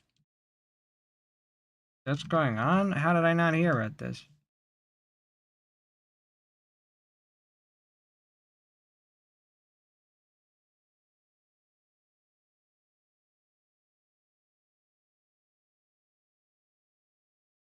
They got like strategy games on big sales. Oh, this. Triangle strategies 50%. Wait, hold on. Octopath 2 half off? Octopath 2 is still $60. Dang it. Because I'm working on Octopath 1. I'm like chapter 4 for most characters. Playing that, and it's so good. I enjoy me a good classic RPG, I suppose.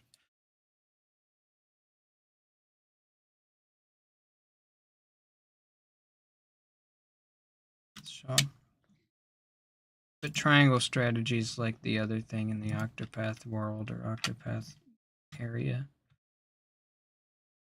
And it's by Square Enix, probably the same chunk of Square Enix that made Octopath. Same art style, same vibe. Not the same kind of game though. It's like a positional strategy game, kind of like Mario and Rabbids.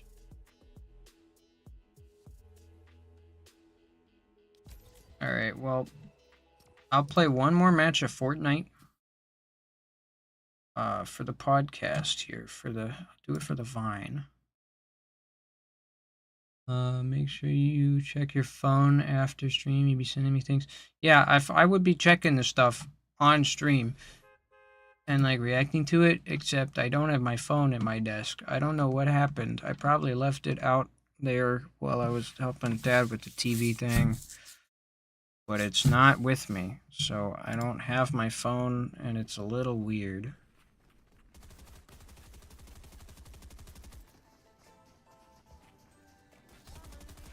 Audio jungle.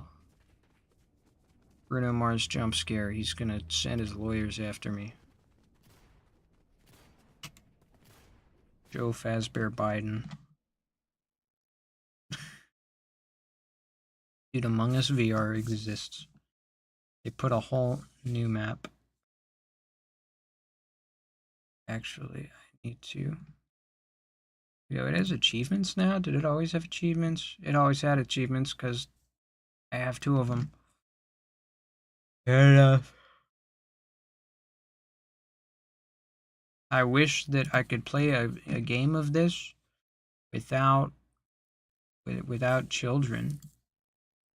Community hub. I wonder if there are groups. I find groups that are around this game, and maybe I can find a group of like adults / older teens to like play the game with instead of children. I'm looking at my Steam library now. I guess I should tab in and play Fortnite. I'll drop a state here. To capture 5 flag points. There's another thing I want to do. At some point, I want to get back into Fortnite map making, and I want to like put effort in. I want to recreate a TF2 map in Fortnite. I'll pick a CTF map or like a King of the Hill map.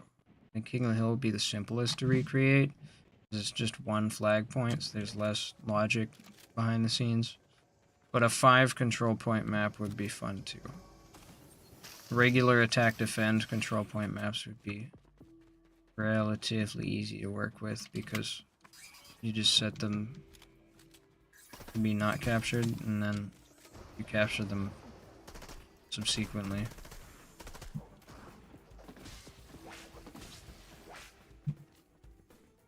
It wouldn't be that hard to figure out, but 5 CP is a little weird because you have points on both teams and some of them aren't active at a given time. Wow.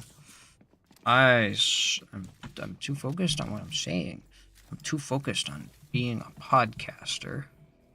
God forbid. Okay, I'll do one more match that isn't me placing in the 90s.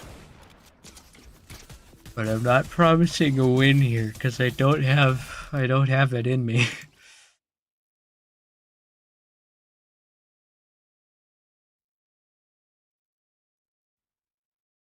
I played Death Road to Canada today.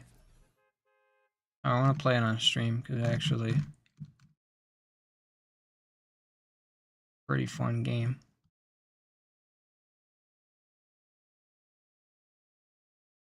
Weird thing happened. I ran into Hatsune Miku, kind of. The character that's like Miku and has a wand that it like explodes things, but then eventually they get weird and then they themselves explode. And it almost killed the rest of my party because the explosion.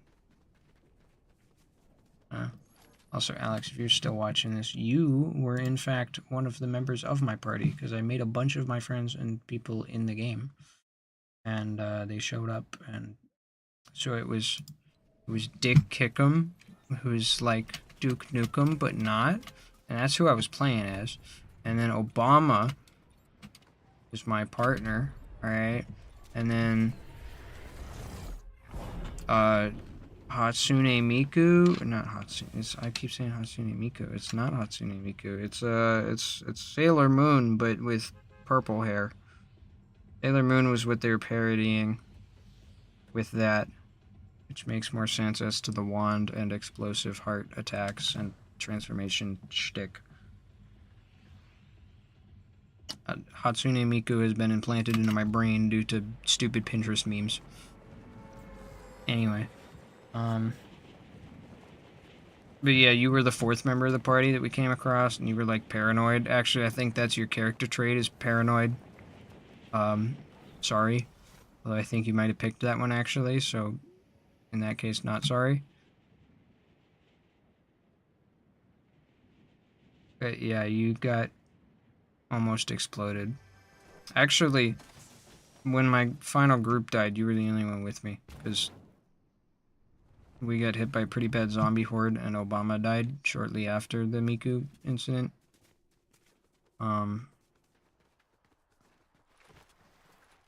Very sad indeed. Dude, it's so funny. So if you have a character named Obama, then all they do is say, "Hello, America, I am Obama," or something like that. When they have their regular dialogue in the car, they just repeat the same stupid thing. It's funny. Of course, his trait is healthcare, which I think means that if he's on your team, then you don't spend as many medical supplies when you need to heal, which is good to have on the squad.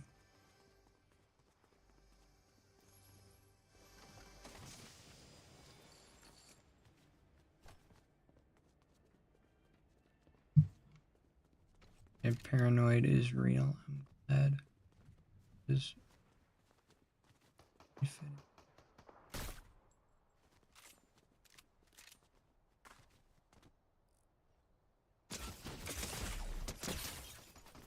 oh, come on, that was a headshot and you know it. There we go. Actually got a snipe. Usually I suck at that.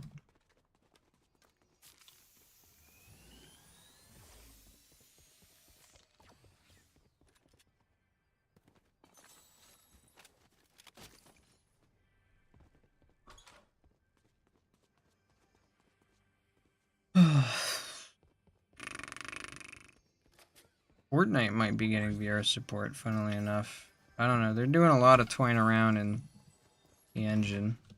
I think the next Fortnite thing, the next chapter, it was actually supposed to happen this season, I think, or at least that's what the rumors were about, was that we would be getting a new, like, advanced movement system this season. But I think they're probably reserving that for Chapter 5. When they, like, overhaul the map again, they might as well overhaul the movement system again. We didn't get that this season. There's no wall running, no wall jumping, whatever they were talking about. Although, they're working on the under the hood stuff to get that to be possible, which is cool. It'd be neat if it was doable and creator-made experiences.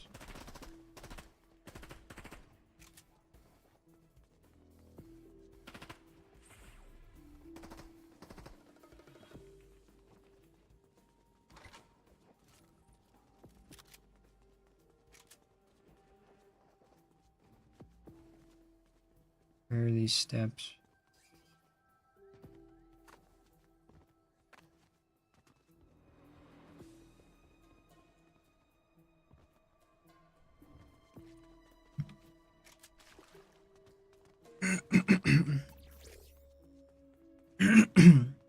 Yeah.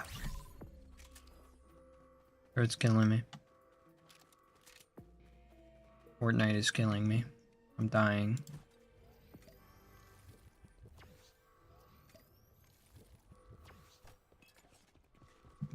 Yeah, I'm trying to think of more recent news topics. God,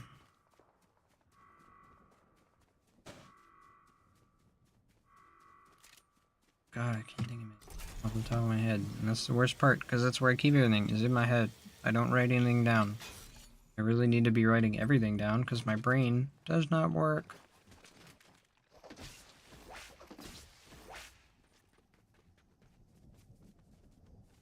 Be a Death Road to Canada would be a fun stream game. It even supports like Steam Remote Play with friends, so you could join in if you wanted as a player too. We could play it on stream or something. I don't know. It's an idea. Or I could set it up so that I don't know if it supports a stream integration, and also that sort of thing is usually reserved for Twitch, but I could let you make decisions for your own character through like chat. Again, that's not conducive to the whole YouTube thing, but we'll see what I come up with.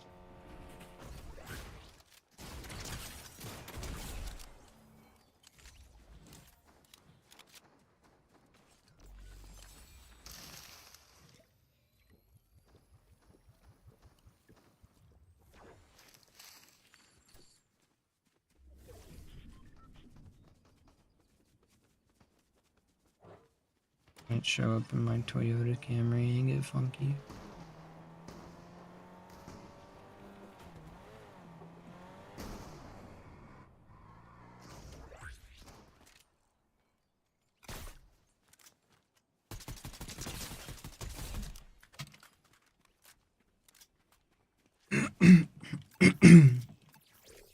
Gah.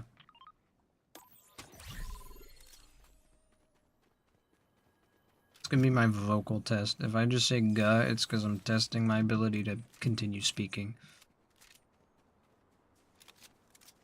Because it hurts.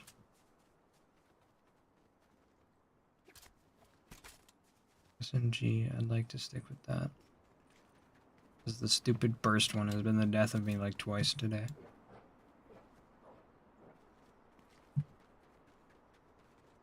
Dude, they should bring back the golf course.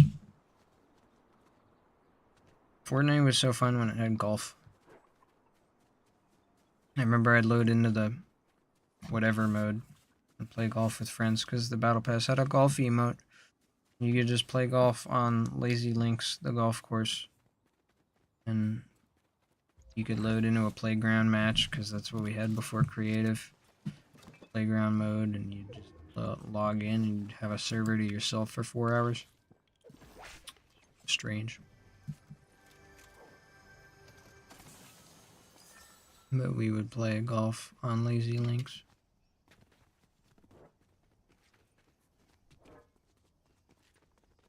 I always wanted to make one of the community creations on the block so that maybe my thing could get featured, but I was never good enough.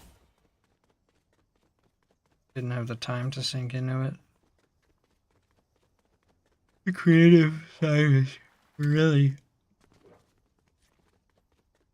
underdeveloped compared to what we have now with the whole UEFN. You basically have access to the Unreal Engine editor, but specifically tuned for Fortnite, so you can add your own like 3D objects and some basic coding and stuff. It's like Roblox Studio, but for Fortnite. Fortnite has essentially become Roblox the way it handles player creations. Even the thumbnails and titles and stuff, it's just Roblox, but if it wasn't Roblox.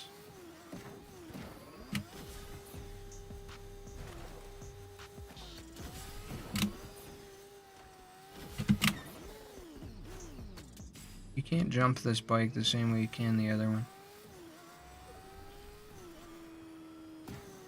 Also, this is a terrible turning arc.